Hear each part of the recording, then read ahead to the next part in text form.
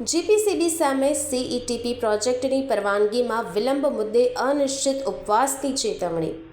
અંકલેશ્વર સ્થિત ઉદ્યોગકારોએ ગુજરાત પ્રદૂષણ નિયંત્રણ બોર્ડ સામે અસંતોષ વ્યક્ત કરતા અનિશ્ચિત ઉપવાસ કરવાની ચેતવણી આપી છે.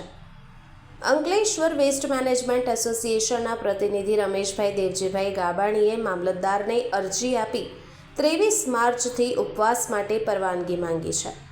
અરજી મુજબ એસોસિએશન દ્વારા આધુનિક તકનીકોથી સજ્જ સીઈટીપી પ્રોજેક્ટ માટે સીસીએ મંજૂરી મેળવવા છેલ્લા 1 વર્ષથી રજૂઆતો કરવામાં આવી રહી છે. છતાં પણ ગુજરાત પ્રદૂષણ નિયંત્રણ બોર્ડ દ્વારા પરવાનગી આપવામાં આવતા લાંબા સમયથી વિલંબ થતો હોવાનો આક્ષેપ થઈ રહ્યો છે. ઉદ્યોગકારોનો દાવો છે કે આ વિલંબના કારણે એક તરફ કરોડો રૂપિયાના ખર્ચે ઊભા કરાયેલા પ્રોજેક્ટ ઉપર અસર પડી રહી છે, તો બીજી તરફ પર્યાવરણીય અનુપાલન માટેની વ્યવસ્થાઓ પણ અટવાઈ રહી છે. તાત્કાલિક નિર્ણય લેવામાં નહીં આવે તો સહભાગીઓ 23 માર્ચ 2026ના રોજ સવારે 10 વાગ્યાથી ગાંધીનગરના સેક્ટર 10A સ્થિત જીપીસીબી હેડ ઓફિસ પર્યાવરણ ભવનના મુખ્ય દરવાજા પાસે અનિશ્ચિત ઉપવાસ પર બેસશે. સાથે જ જો પરવાનગી મુદ્દે ઉકેલ ન આવે તો ઉદ્યોગકારોનો આંદોલનનો માર્ગ રાજ્યની ઔદ્યોગિક નીતિ અને પર્યાવરણ મંજૂરી પ્રક્રિયા અંગે નવી ચર્ચાઓ ઊભી કરી શકે છે. રમેશભાઈ, આપ કંઈક 23મી તારીખે જે સીઈટીપી આપણે બનવા જઈ રહ્યું છે એના માટે પરમિશન ન મળતી હોવાને કારણે અહીંયાના ઉદ્યોગપતિઓ, ખાસ કરીને તમે ગાંધીનગર ખાતે ઉપવાસ ઉપર ઉતરવાના છો, ભૂખ હડતાળ પર ઉતરવાના. શું છે આ વાત? સાચી છે. અમે આશરે 5 વર્ષ પહેલાં આ સીઈટીપી માટે માંગણીઓ મૂકેલી અને જે સીઈટીપી જીઆઈડીસી બનાવવાનું હતું, સરકારશ્રી તરફથી બનવાનું હતું. પછી જીઆઈડીસીએ સમહાવ આ પ્રોજેક્ટને એવું કીધું ભાઈ તમે બનાવો. પાછો અમે કીધું સારું અમે બનાવીએ છીએ. પાછો જીઆઈડીસી કીધું અમે બનાવીએ. પાછો અમે બનાવીએ. પછી અમને આપ્યો.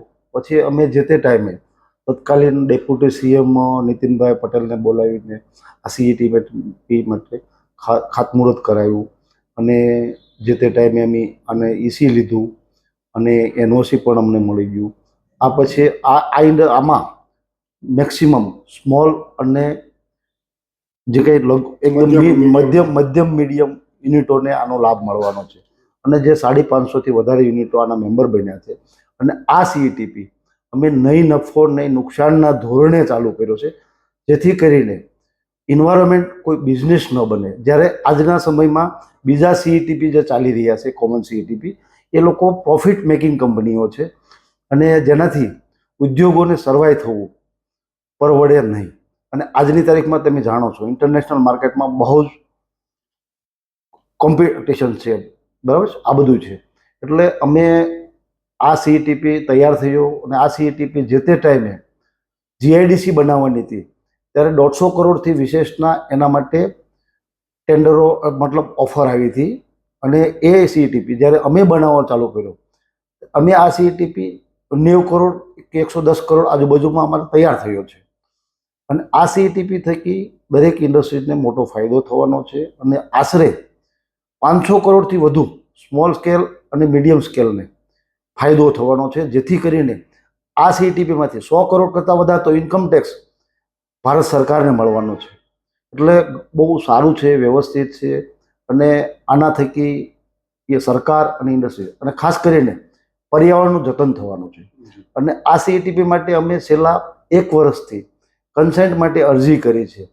તો એના માટે અમે નામી અનામી ઘણા ધારાસભ્યો, મંત્રીશ્રીઓ, આપના હાલના વર્તમાન સીએમ અને વર્તમાન ડેપ્યુટી સીએમ પણ આમાં મંજૂરી મળે એના માટે એમણે જે તે ડિપાર્ટમેન્ટને ઘણી વખત ભલામણો કરી છે, ઓર્ડરો કર્યા છે, આ બધું કર્યું છે. પણ સમહાવ આ મેમ્બર સેક્રેટરીને શું વાંધો છે એ ખ્યાલ આવતો નથી. તો આ સીઈટીપીને પરમિશન મળે એના માટે છેલ્લા 1 વર્ષથી અમે અઠવાડિયામાં 2-2 દિવસ ત્યાં રોકાઈએ, અઠવાડિયામાં 3 વખત 2-3 વખત જઈએ અને પરમિશન માટે આજીજી કરીએ છીએ, કાલાવાલા કરીએ છીએ, છતાં અમને નથી મળતું. અને આજે 1 વર્ષ ઉપરાંત થઈ રહ્યું છે. મેં લગભગ આશરે ગઈ 15 માર્ચે આના માટે કન્સેન્ટ માટે અરજી કરેલી છે. તો આજે વર્ષ થવા આવ્યું, હજુ સુધી અમને કન્સેન્ટ મળી નથી. કન્સેન્ટ નથી મળી એટલે અમે પછી એમએસ સાહેબને કીધું કે સાહેબ તમે આને વ્યવસ્થિત રસ્તો લાવી અને લોકોને સુખાકારી યોજના છે, ઇન્ડસ્ટ્રીની છે, પર્યાવરણની છે અને સરકાર માટે પણ સારી વસ્તુ છે. તો આ વસ્તુને જલ્દી પરમિશન મળે એના માટે અમે ઘણી વખત વિનંતી કરી, ન માનવા માટે પછી અમે લગભગ આજથી 7-8 દિવસ પહેલાં એમએસ સાહેબને મળ્યા હતા, ચેરમેન સાહેબને મળ્યા હતા અને એમએસ સાહેબને કીધું કે સાહેબ પરમિશન આપો. તો કે વિચારણામાં છે. વિચારણા હોય તો કેટલા દિવસની હોય? 5 દિવસ, 10 દિવસની, મહિનાની હોય. વર્ષ સુધી વિચારણામાં હોય તો અમારે પણ કંઈક આના માટે ઓલું લિમિટેશન હોય.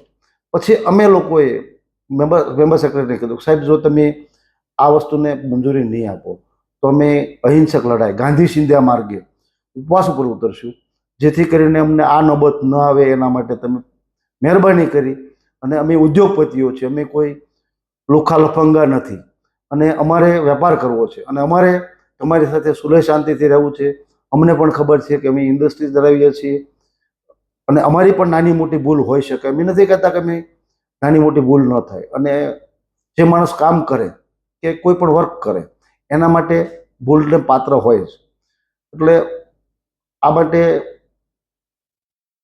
અમે લોકોએ 13 તારીખે પત્ર લખ્યો છે અને જેના માટે ગાંધીનગર મામલતદારશ્રી પાસે જે એની પ્રોસિજર હોય, સિસ્ટમ હોય, એ સિસ્ટમ મુજબ અમે ઉપવાસ માટે, ભૂખ હડતાલ માટે, હંગર સ્ટ્રાઇક માટે લેટર લખ્યો છે અને લેટર માટે જેના માટે મને ગઈકાલે જ ગાંધીનગર પોલીસ સ્ટેશનથી ફોન આવ્યો હતો કે રમેશભાઈ તમે ઉપવાસ ઉપર ઉતરવાના? મેં કીધું આ સાહેબ ઉતરવાના છે ઉપવાસ. કેટલા માણસો ઉતરવાના? મેં કીધું હું અને અમારા સહયોગીઓ તથા જે મેમ્બર ઇન્ડસ્ટ્રીમાંથી જેમને આવવું હોય એ પણ આવે. તો આશરે કેટલા માણસો આવશે એની હું તમને કહી નથી શકતો, પણ ઉપવાસ ઉપર ઉતરવાના છે. એટલે પોલીસ સ્ટેશનમાં પીઆઈ સાહેબે કીધું કે સાહેબ રમેશભાઈ અત્યારે 23-24 સુધી અમારે વિધાનસભામાં સત્ર ચાલુ છે, તો આ સત્ર દરમિયાન અમે ઉપવાસની કદાચ પરમિશન ન આપી શકીએ તો તમને 1-2 દિવસ આગળની પરમિશન આપશું તો ચાલશે. મેં કીધું સાહેબ અમે 1 વર્ષ ખેમ્યા છીએ તો તમે પરમિશન આપો ને અમે પણ એવું જ ઈચ્છીએ છીએ કે તમે પરમિશન આપો પછી જ અમે ઉપવાસ ઉપર ઉતરીએ, અને તમે પરમિશન નહીં આપો તો પણ અમારે ઉપવાસ ઉપર ઉતરવાની ફરજ બનશે.